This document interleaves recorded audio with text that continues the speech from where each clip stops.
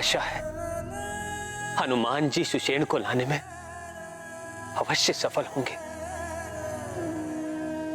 अन्यथा यदि मेरे लक्ष्मण के साथ कुछ अनर्थ हो गया तो भविष्य में कोई भी अनुज भाई अपने ज्येष्ठ भाई की सेवा करने में स्वयं को इस तरह प्रस्तुत नहीं करेगा। ऐसा मत सोचिए प्रभु, हनुमान अवश्य आएंगे। हाँ प्रभु, भ्राता लक्ष्मण के जीवन की रक्षा के लिए हनुमान वैद्य सुषेण को लेकर अवश्य आएंगे। आज ही यदि भ्राता रावण भी उनके मध्य आए तो हनुमान को रोक नहीं पाएंगे। मेघनाद, तुम तो क्या, तुम्हारा पिता रावण भी हनुमान को रोक नहीं पाएगा। लक्ष्मण जी की रक्षा के लिए ये रामदूत हनुमान सुषेण जी को लेके ही जाएगा। जय श्री राम।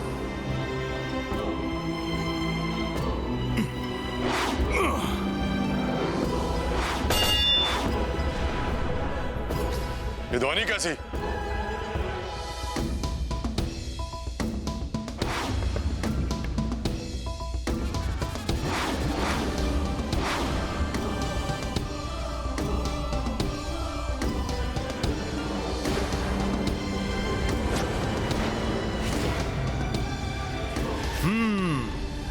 तो मेरी युक्ति काम कर ही गई। सारे मूर्ख राक्षस उसी ओर बढ़ लिए।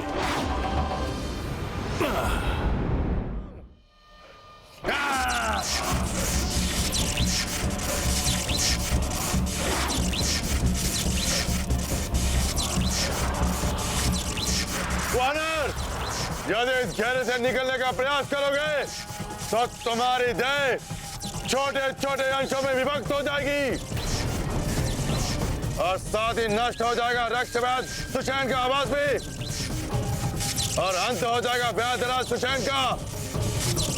जय श्री राम। ये वानर पुनः बच निकल गया। ये भूकंप तो बड़ा ही विचित्र है। आज तो ये धरती भी प्रचंड रूप से डोल रही है। कहीं ये सब कुछ युवराज मेघनाद के चलाए हुए ब्रह्मास्त्र का प्रभाव तो नहीं हो रहा है?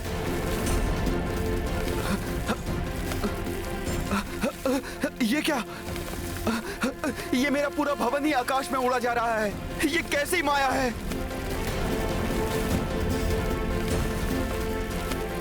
ये वानर, तुम वही हनुमान हो ना जिसने लंका का दहन किया था? हाँ वैद्यराज सुषेण जी, प्रणाम। किंतु मैंने तुम्हारा और तुम्हारे उस वनवासी राम का कुछ भी अहित नहीं किया है। फिर तुम मेरा भवन क्यों उखाड़ ले आए? किस अपराध का दंड दे रहे हो मुझे? क्षमा करें वैद्यराज जी, उनके अनुज लक्ष्मण जी का जीवन संकट में है। अपने उपचार से उनकी रक्षा करके प्रभु की व्याकुलता समाप्त करनी है आपको।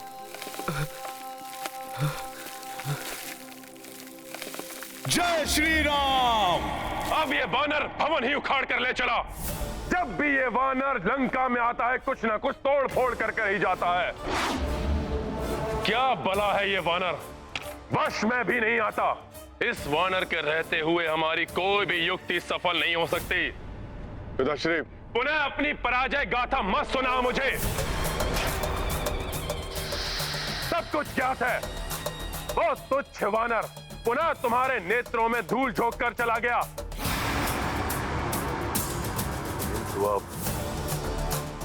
उसके नेत्रों में ऐसी धूल झोंकूंगा मैं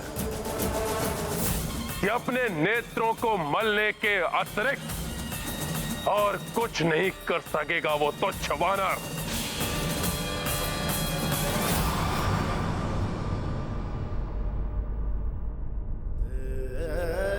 जय श्री राम।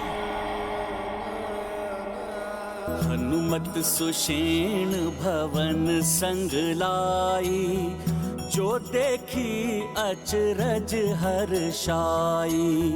सूचना जीवित वैदेही लाए, मंगल करते पवन सुताए। कोसो विघ्न व कोसी बाधा, बजरंगी हर काज को साधा। नाम कपि मंगलमय आसा, अंजनी पुत्र निर्मह उजासा। महाबली हनुमत की रुचिकर लीला राम भगत की। जय जय जय रघुनंदन राम, जय जय जय महाबली हनुमान। जय जय जय रघुनंदन राम, जय जय जय महाबली हनुमान। प्रभु, प्रभु, माता सीता जीवित हैं।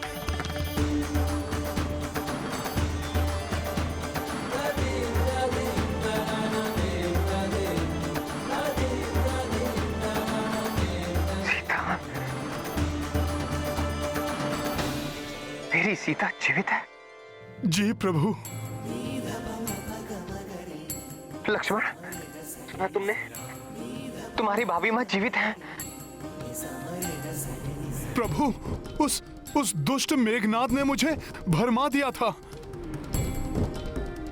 प्रभु, माता सीता सकुशल हैं, सकुशल हैं माता सीता। मैं स्वयं उनसे भेंट करके आ रहा हूं।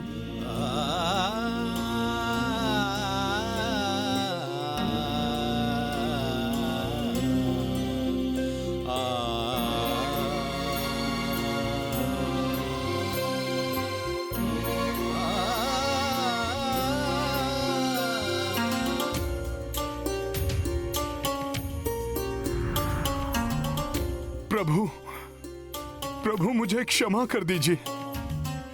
मैं माता के उस माया रूप को देखकर अपनी सुध बुध गंवा बैठा था। मेघनाथ की माया को सत्य मानकर घोर कष्टदायी समाचार सुनाया था मैंने आपको। प्रभु, मैंने आपको कितनी पीड़ा दी, मुझे क्षमा कर दीजिए प्रभु। नहीं हनुमान, दुखी मत हो। मैं भी तो भ्रमित हो गया था ना। ऐसा असीम स्नेह के कारण होता है। तुम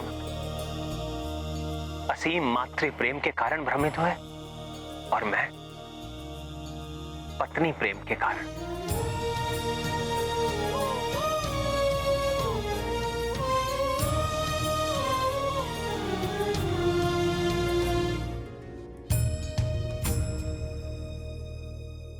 प्रेम कभी कभी मन को दुर्बल कर देता है और मन की इसी दुर्बलता का लाभ उठाते हैं ये राक्षस।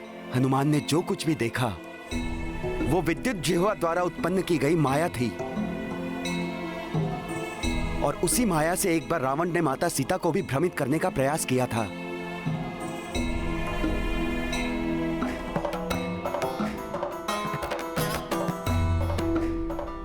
प्रभु, यही है वैद्यराज सुषेण जी। प्रणाम वैद्य जी। और सुषेण जी, ये हैं। सूर्य को किसी भी परिचय की आवश्यकता नहीं होती हनुमान। प्रभु के श्रीमुख मंडल का तेज स्वयं उनका परिचय दे रहा है। रक्ष वैद्य सुषेण का प्रणाम स्वीकार करे प्रभु। सुषेण जी, ग्रहण लग गया है सूर्य। मेरा तेज तो मेरे अपनों से ही था, किंतु अनुज, लक्ष्मण और इन सब की ऐसी दशा ने ग्रस लिया है मेरे तेज को।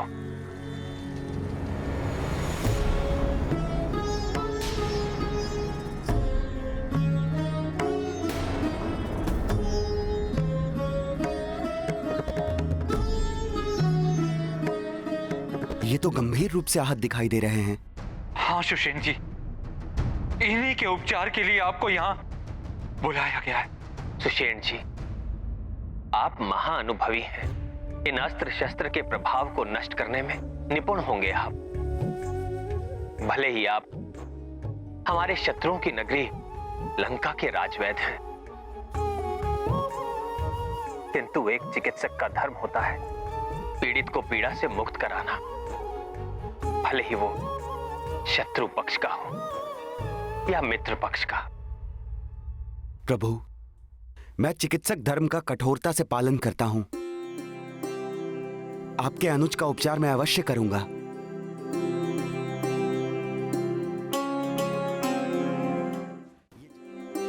सुषेण जी, आप मेरे लक्ष्मण को इस भयंकर अवस्था से शीघ्र ही उबार लीजिए,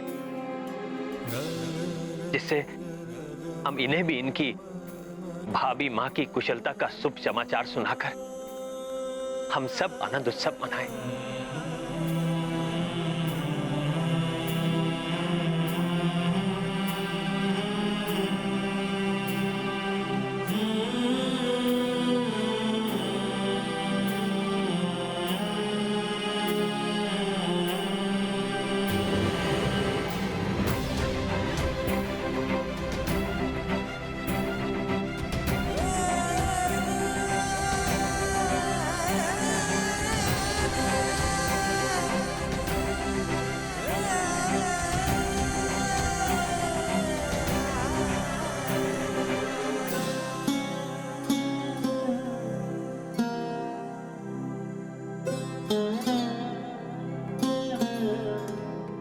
घोर आश्चर्य प्रभु,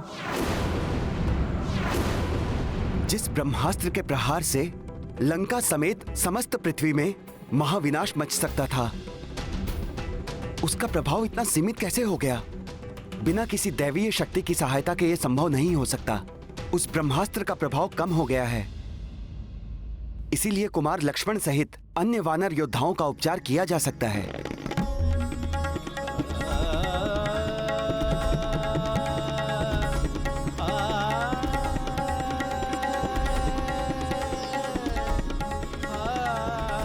सुषेण जी, आपने तो इस निराशा के अंधकार में अपने वचनों से आशा के दीप जला दिए, और जिस दिव्य शक्ति ने ये महाविनाश होने से रोका है वो कोई अन्य नहीं, महाबली हनुमान ही। ब्रह्मास्त्र जैसे महाविनाशकारी अस्त्र को अपने सीने से रोक के उसके प्रभाव को न्यूनतम कर दिया हो, अब उसे किस अस्त्र से परास्त किया जा सकता है महाराज? तुमने क्या मुझे मेघनाथ समझ रखा है, जो छोटी मोटी मायावी तलवार को लेकर निकल पड़ूंगा उस वानर को मारने के लिए? अब मैं ऐसा प्रहार करूंगा जिसे स्वयं महादेव को सहन करना संभव नहीं हो पाएगा। तो वो तुच्छ वानर क्या सहन करेगा उस वार को?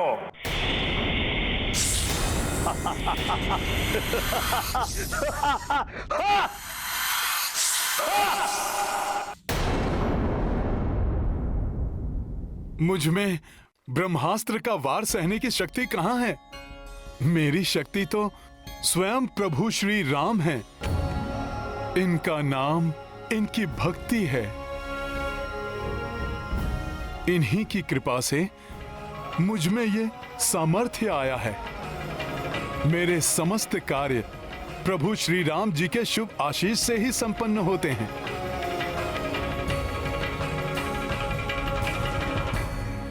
वैद्यराज जी, अब आपके उपचार कौशल का समय है।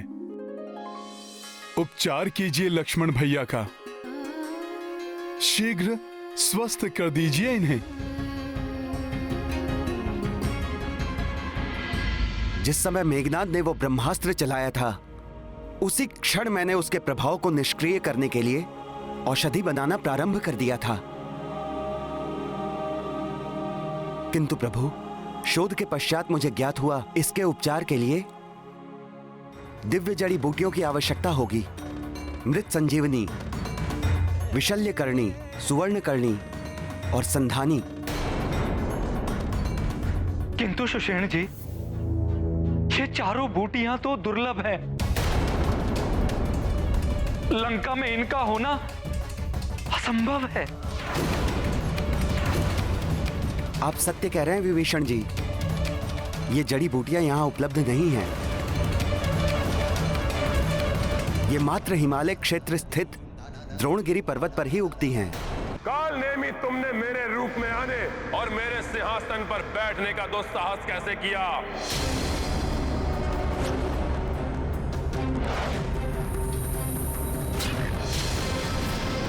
कालनेमी, मैं जानता हूं तुम किसी का भी रूप धारण कर सकते हो, परंतु मेरे धैर्य की परीक्षा मत लो। अपने वास्तविक रूप को धारण करो। कालनेमी, मैं जानता हूं तुम किसी का भी रूप धारण कर सकते हो, इसलिए मेरे धैर्य की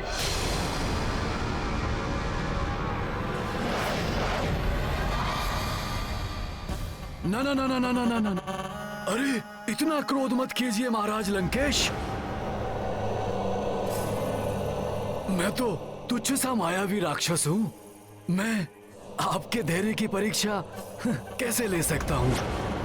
मैं तो बस यूं ही अपनी मायावी शक्ति का प्रदर्शन कर रहा था। तुम्हें अपनी मायावी शक्ति का प्रदर्शन करना है ना? मैं तुम्हें एक उचित अवसर दूंगा। छल, कपट, माया, मोहन, उच्चाटन, वशीकरण, जो चाहो सो प्रयोग करो तुम, किंतु इस समय तुम्हें विवश करना है उस तुच्छ वानर को कि तुम्हारी माया में फंसकर वो कालकूट जैसे महाभयंकर विष को ग्रहण कर ले। उसका अंत करना है तुम्हें। हो जाएगा, आपका कार्य हो जाएगा, किंतु इसमें मुझे क्या लाभ होगा? पिताश्री, ये स्वयं को कुछ आदि की योग्य समझ रहा है।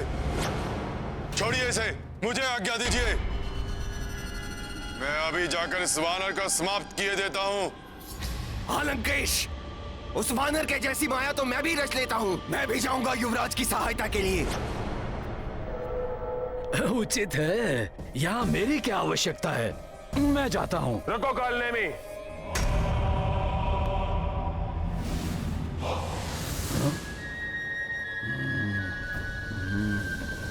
इन्हें बहुत अधिक अवसर दे चुका हूं मैं, हर बार असफल हुए हैं ये।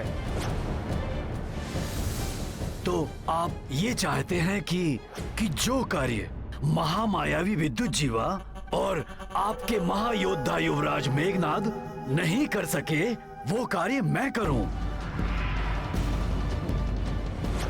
और जहां तक मुझे ज्ञात है कि आप स्वयं भी तो महाबली वानर से तो समझ रहे हैं ना आप कि अगर मैं आपका कार्य कर देता हूं तो मेरा भी तो कुछ लाभ होना चाहिए ना।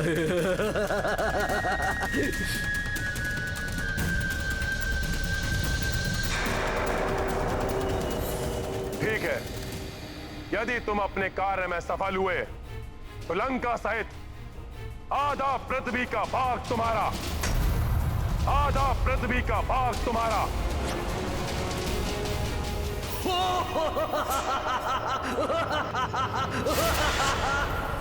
अब कार्य करने में आनंद आएगा।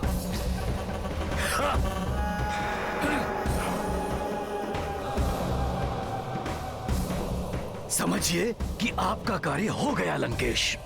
उचित है, किंतु स्मरण रहे, उस वानर का सामना करने से पूर्व तुम्हें कालिया नाग से कालकूट विष प्राप्त करना होगा।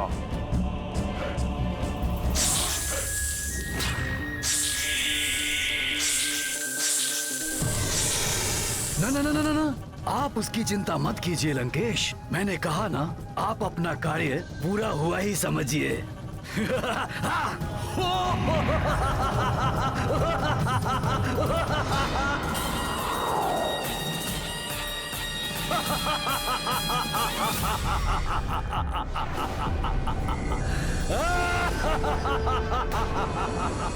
ये हंसने की ध्वनि कुछ परिचित सी प्रतीत हो रही है। ये विचित्र हंसी मायावी कालनेमी के अतिरिक्त अन्य किसी की भी नहीं हो सकती। हो सकता है भ्राता रावण यहाँ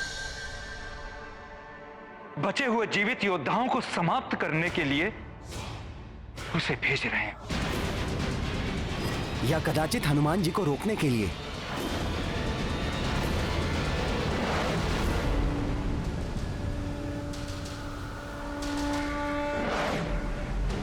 हिमालय क्षेत्र अब अधिक दूर नहीं है। शीघ्र ही मैं द्रोणगिरी पर्वत के निकट पहुंच जाऊंगा।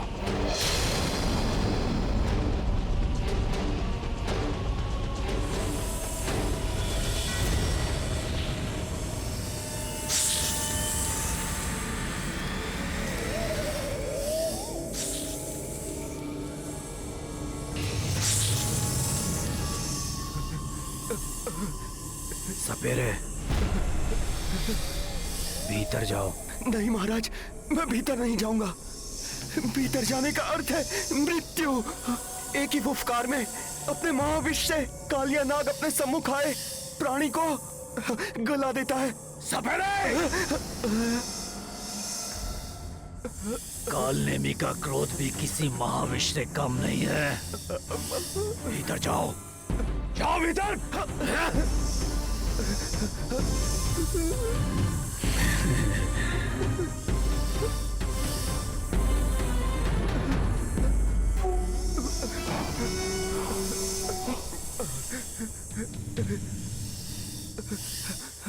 सपेरे, चलो भीतर।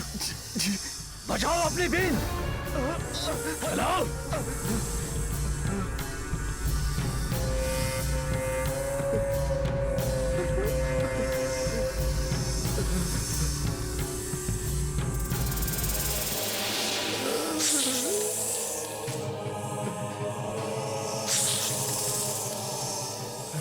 बीन बजाओ सपेरे, बुलाओ कालिया नाग को हमारे समक्ष बुलाओ। बीन बजाओ।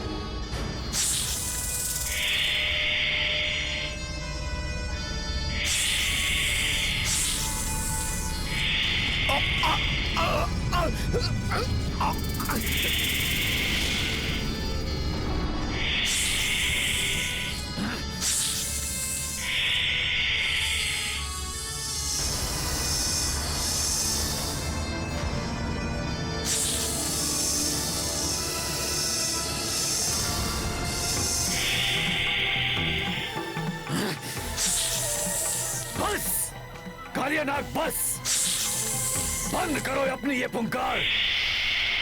कदाचित तुम मुझसे परिचित नहीं हो।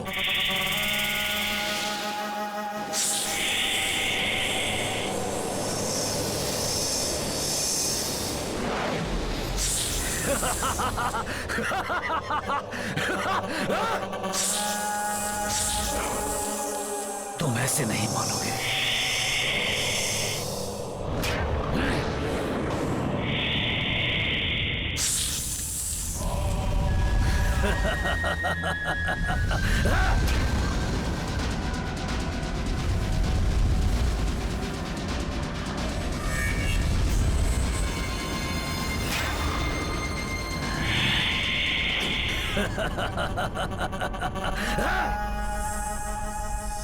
अब पुनः अपने विष का प्रहार मुझ पर करने की भूल मत करना, अन्यथा अपनी मायावी शक्ति से मैं तुम्हें और तुम्हारे परिवारजनों को जो यहाँ बिलों में निवास कर रहे हैं सबको समाप्त कर दूंगा।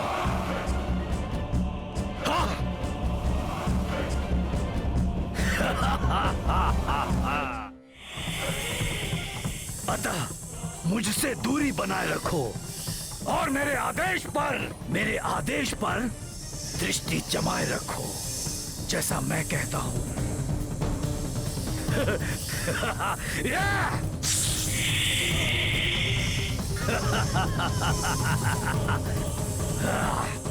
अब ठीक है। अब ध्यान से सुनो, मैं यहाँ रक्षराज रावण का कार्य पूर्ण करने के लिए आया हूं। मुझे तुम्हारा कालकूट विष चाहिए।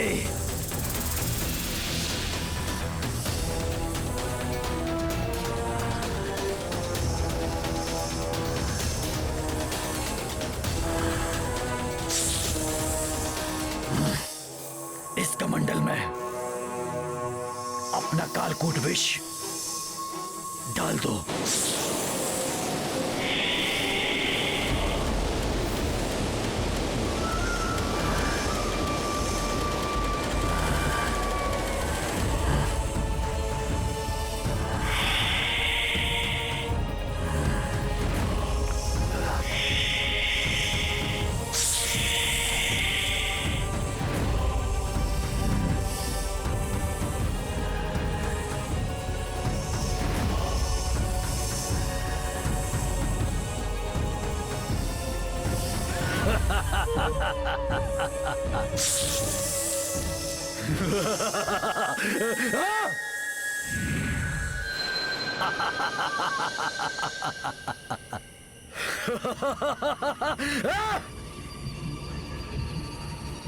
अति श्रेष्ठ, अति सुंदर ये हिमालय क्षेत्र। ओ, वो वानर हनुमान यही कहीं आएगा।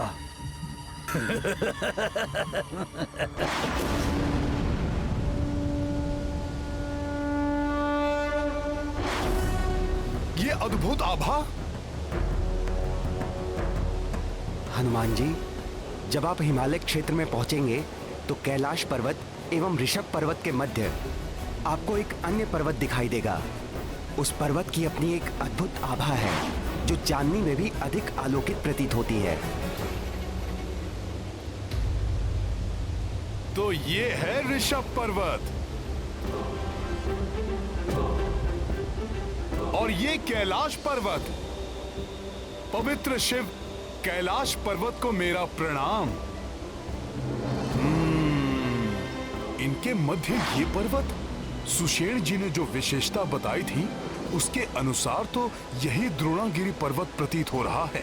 मुझे शीघ्र ही यहाँ से जड़ी बूटियां प्राप्त करके लौटना होगा। जड़ी बूटियां प्राप्त करना तो दूर, ऐसी माया रचूंगा, ऐसी माया रचूंगा कि मेरी माया में उलझकर ये कालकूट विष पीने को बाध्य हो जाओगे तुम हनुमान, और यही हो जाएगा तुम्हारा अंत।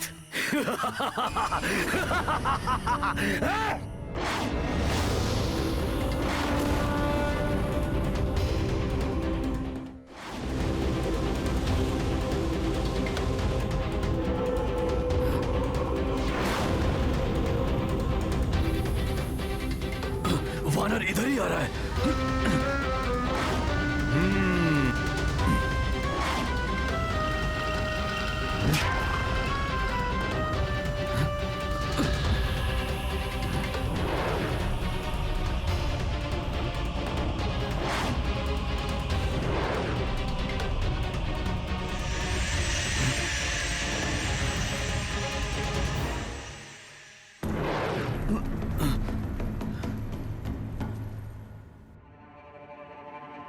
प्रतीत होता है हनुमान ने मुझे इस रूप में देख लिया है। यदि इसने मुझे इस रूप में देख लिया है तो मेरी माया में कैसे फंसेगा ये? अभी तो मुझे अपनी माया रचानी है।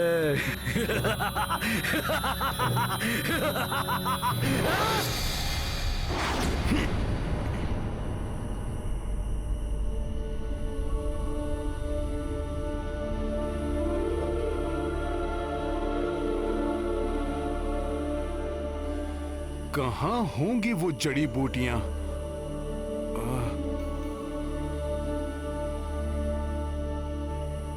कितना मनोहर स्थल है।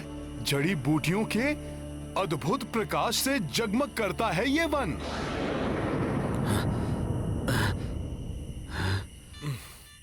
मैं तो सोच रहा था यहां मात्र कुल 4 जड़ी बूटियां होंगी जो सुषेण जी ने बताई थी।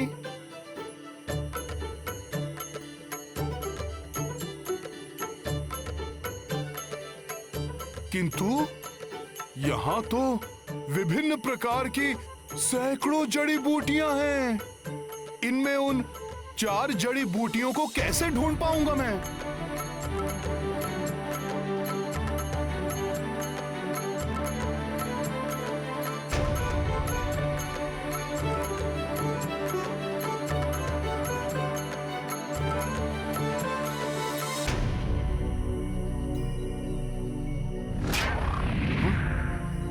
ये क्या? मेरे स्पर्श मात्र से ही इनकी आभा समाप्त हो गई।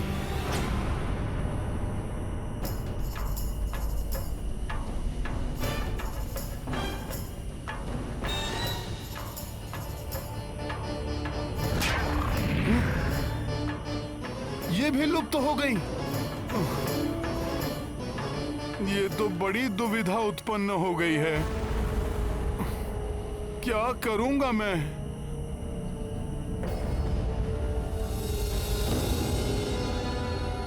हाँ, सुषेण जी ने कुछ बताया था जब मैंने उनसे पूछा था। सुषेण जी, मैं उन जड़ी बूटियों को पहचानूंगा कैसे? हनुमान जी, ये जड़ी बूटियां दिव्य हैं, किंतु छुई मुई और रहस्यमय भी। ये अपने को पाने योग्य पात्र का चुनाव स्वयं करती हैं। इसलिए सर्वप्रथम आपको उनके समक्ष अपनी योग्यता को सिद्ध करना होगा, अपनी आवश्यकता का प्रमाण देना होगा, जो कि वास्तविक और धार्मिक सत्कार्य के लिए हो। और हाँ, इन जड़ी बूटियों को सूर्योदय के पूर्व ही तोड़ा जा सकता है। मुझे प्रातः काल से पूर्व ही चारों जड़ी बूटियों को पहचान कर उन्हें लेकर लंका पहुंचना ही होगा।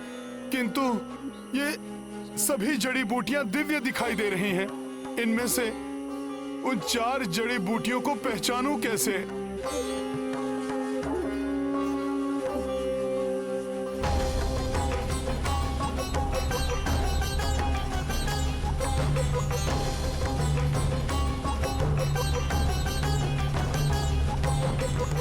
कोई ऋषिवर है वहां। कदाचित वो जड़ी बूटियों को पहचानने में मेरी सहायता ही कर दें।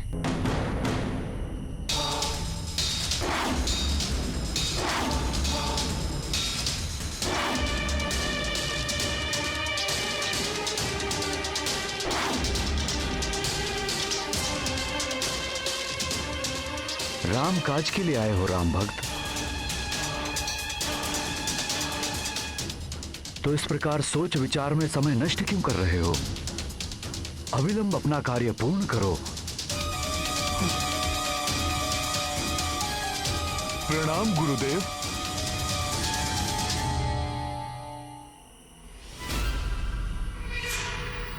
असमंजस में मत पड़ो हनुमान।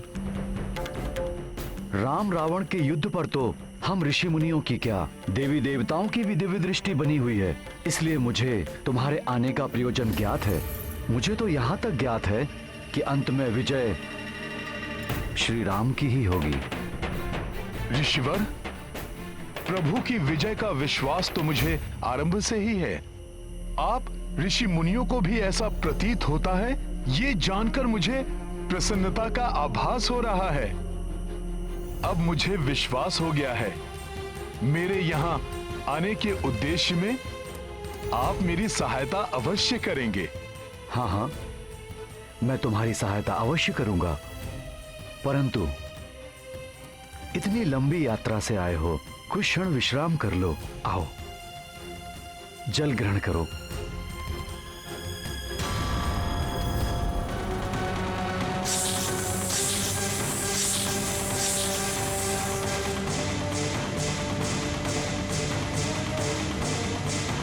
क्या सोच रहे हो? जल ग्रहण करो हनुमान।